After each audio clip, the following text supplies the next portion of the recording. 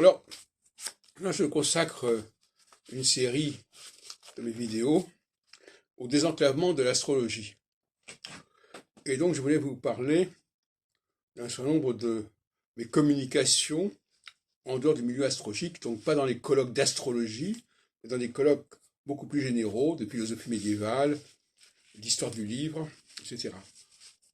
Alors voilà, par exemple, en 96, je publie dans le bulletin, voilà,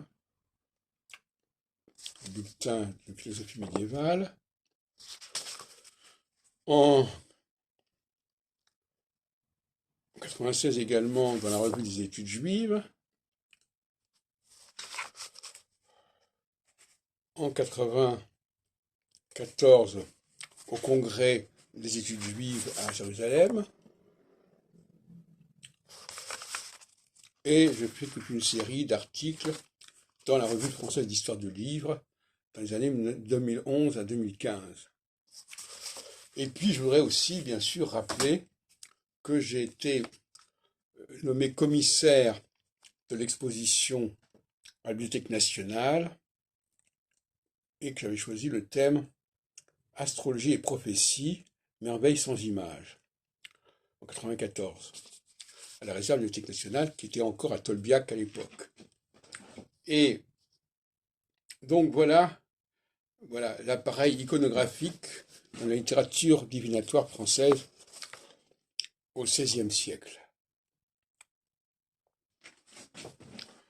Je voudrais dire d'ailleurs aussi que quand je lis que Patrice Guinard est un historien du XVIe siècle, je trouve que c'est tout à fait abusif.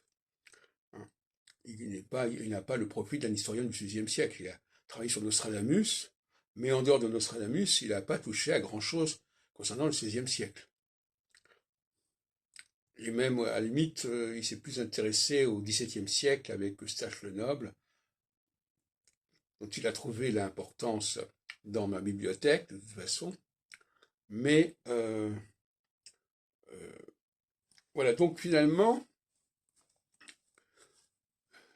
voilà comment je vois les choses, cette façon de publier, de communiquer, de faire des communications dans des congrès qui ne sont absolument pas consacrés à l'astrologie. Parce que on pourrait croire que j'ai une fascination pour les congrès d'astrologie, mais c'est faux.